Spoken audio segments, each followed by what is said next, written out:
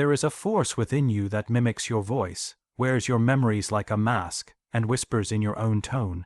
It tells you to stay small, to hesitate, to fear. It is not your enemy, it is a forgotten part of you. But until it is faced, it will sabotage your every attempt to rise. The mind fears what it cannot control. This fear is ancient, buried deep within the architecture of your being. It arises not from logic, but from instinct, the instinct to preserve what is known, even if the known is painful.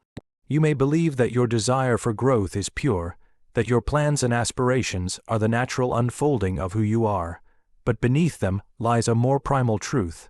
The parts of you that feel threatened by change will do everything they can to keep things as they are. The mind craves familiarity because familiarity gives the illusion of safety. It clings to old patterns, even destructive ones, because they are predictable.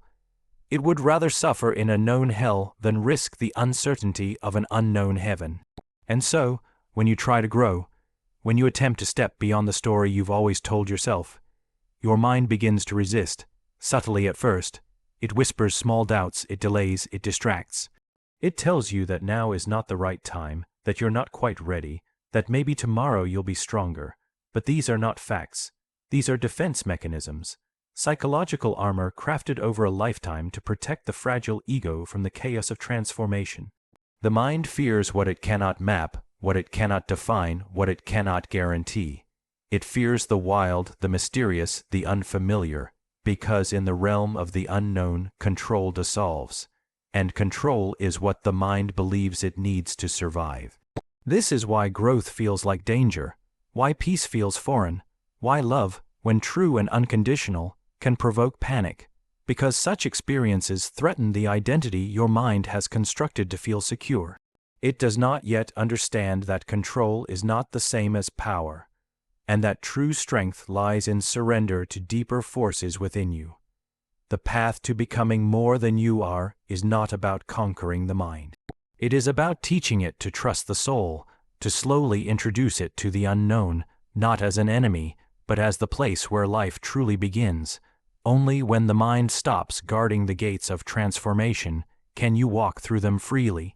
Until then, it will sabotage not because it is evil, but because it is afraid, and its fear, if left unexamined, will become the quiet architect of your own undoing. Your wounds are not simply memories of pain. They are living forces, active within the architecture of your psyche. They are not quiet. They do not rest in the past.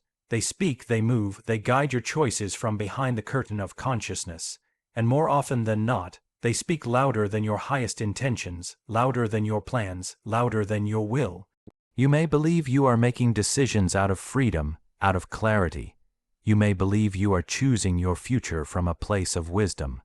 But if your wounds remain unacknowledged, they will shape your direction in subtle, invisible ways. They will color your relationships, distort your perceptions, and sabotage your opportunities, not because they are malevolent, but because they are unresolved. Every betrayal that has not been processed becomes a quiet distrust. Every rejection that has not been grieved becomes a fear of being seen. Every abandonment that has not been integrated becomes a compulsion to cling or to withdraw. These fragments do not disappear. They echo inside of you.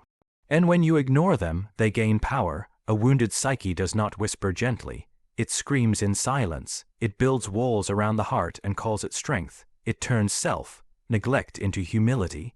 It turns avoidance into wisdom. The wound masquerades as your personality, hiding behind your preferences, your fears, your so-called instincts.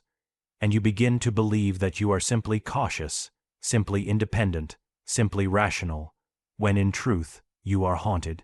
The voice of the wound is clever. It knows how to disguise itself as prudence, how to mimic the language of reason, but its true motive is always protection. Protection at any cost. It would rather keep you small and safe than let you risk healing and expansion. And so it resists intimacy. It resists vulnerability. It resists possibility. You set goals but do not follow through. You dream but sabotage the path toward it. You long for love but push it away. This is not weakness. This is not failure. This is the wound crying out to be seen, not punished, not banished, but truly seen. Only through conscious awareness can you begin to separate your will from your wounding. This is the work, not to overpower the wound, but to enter into a dialogue with it, to listen, not to obey, but to understand, to bring light to the places within you that have never known it. When you do this, your will becomes clearer, stronger, more rooted in truth. You begin to act not from fear or habit, but from wholeness, and then finally your life becomes a reflection of your soul, not your survival. Your shadow does not knock on the door and announce itself. It lives in silence, moves in secrecy, and influences without permission. It is the part of you that has been denied, repressed, or exiled because somewhere along the way, you were taught that those aspects were unworthy of love or acceptance. So they were buried, not destroyed. Nothing within you truly disappears. It merely hides, waiting for a moment to act through disguise. The shadow speaks in behaviors you cannot explain. In the anger that flares for no reason.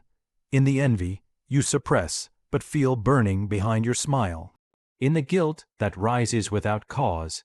These are not random emotional storms, they are expressions of the parts of you you've tried to forget.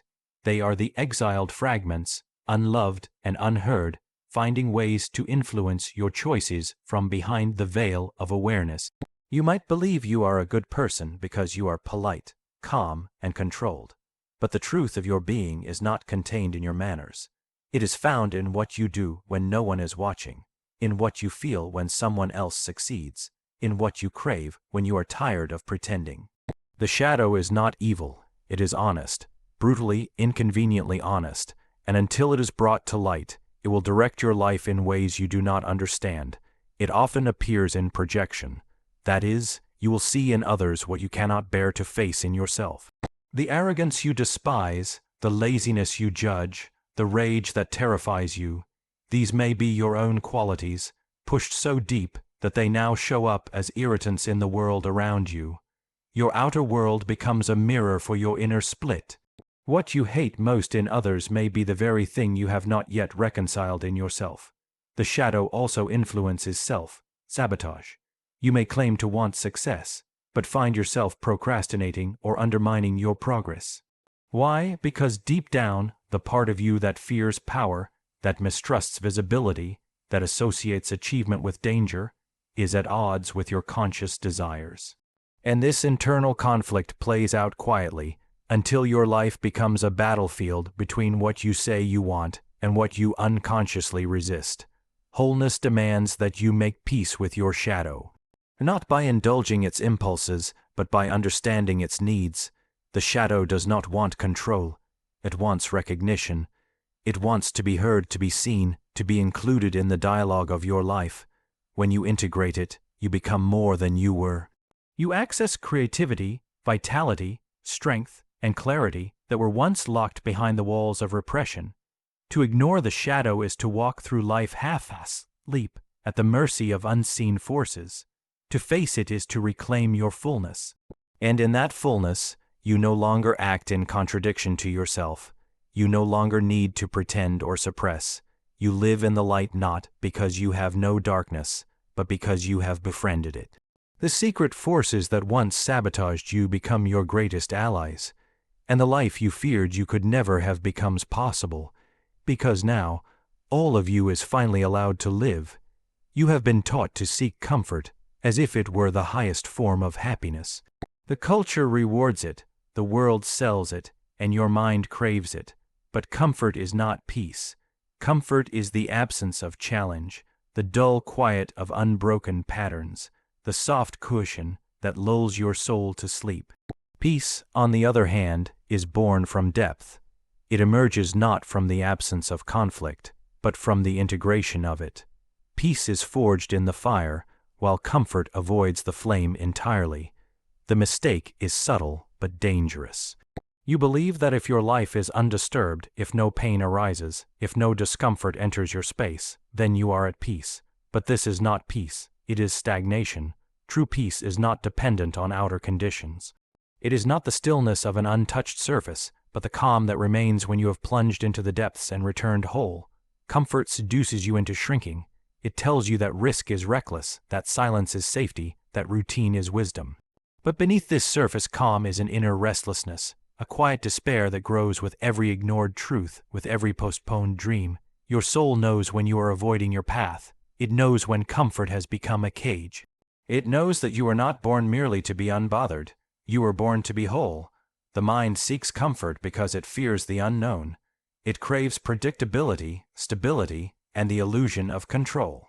And so you begin to avoid anything that shakes you: difficult conversations, honest introspection, necessary endings, brave beginnings.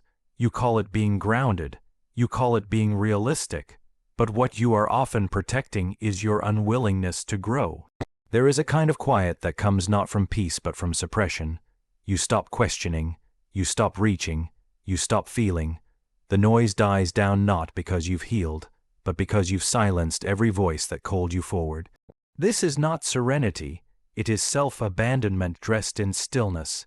To find real peace, you must be willing to be disturbed.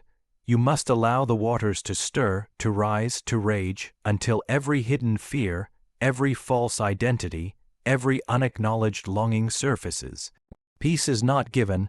It is earned through confrontation, through grief, through courage. It is the product of going into your chaos and discovering you are greater than it. Comfort asks nothing of you but your passivity. Peace demands your presence. Comfort keeps you asleep. Peace wakes you up to what truly matters, and in the end, only one of them will nourish your soul. You resist what you most need because your deepest transformations rarely arrive in comforting forms. They come disguised as fear, discomfort, or even pain. They challenge your identity, your habits, your narrative. And because they threaten what is familiar, you push them away, even as they offer the very medicine your soul is starving for. The psyche does not always recognize healing as something desirable. In fact, it often mistakes it for danger. Why? Because healing requires change. It requires the death of old patterns, the surrender of defenses, the loss of false security. And so when life presents you with the opportunity to grow, through a confrontation, a breakdown, a failure, you recoil, you rationalize, you retreat. You say it's not the right time, that you're not ready, that you're being wise by waiting. But the truth is, you are resisting the very doorway through which your freedom waits. You resist solitude, though your soul craves it, because in the silence your wounds speak. You resist intimacy, though you long to be seen, because in being seen, your masks begin to fall. You resist vulnerability, though it is the path to depth, because in vulnerability you relinquish control. This resistance is not irrational. It is protective. It was born in a time when these very things may have felt dangerous, and so the mind, in its effort to shield you, now guards you from your own becoming. It's a tragic irony. What could restore you often first terrifies you. The very thing that will awaken your inner life appears first as a threat to the persona you've carefully built. And so, you sabotage it. You avoid the hard conversations. You numb yourself from feeling. You settle for less than you need. You act out small rebellions, quiet forms of self-destruction that keep you bound to the life you say you want to escape. This inner resistance is not the enemy, but it must be understood. It must be approached with patience and clarity, because until you see how you are blocking your own evolution, you will keep calling your fear wisdom and your avoidance peace. You will pray for change while defending the very structures that keep you the same. To grow is to invite discomfort. To evolve is to endure the disorientation of unfamiliar ground. To truly heal is to pass through thresholds that feel, at first, like dying. Dying to who you were, to what protected you, to the illusions that kept you safe but small. And that death is sacred. It is not the end but the beginning of real life. You resist what you most need because it demands the one thing your ego cannot give, surrender. But the moment you stop running, when you turn to face what you've avoided, you find that the monster was never outside of you. It was your own unlived potential, disguised as fear. The path to wholeness is not made of comfort. It is made of courage. And the moment you walk toward what you've always fled, you reclaim the parts of yourself that were left behind. You do not just survive, you finally begin to live. Tools the mind sabotages because it remembers your past more than it imagines your future. But you are not your past. You are the living edge of everything you have not yet become. The journey is not to escape the mind, but to illuminate it, to listen deeply, to reclaim the pieces of yourself scattered across fear, shame, and doubt, and bring them back into wholeness. Only then will the saboteur become the servant. Only then will your inner world align with your outer mission. Only then will you finally stop breaking your own heart.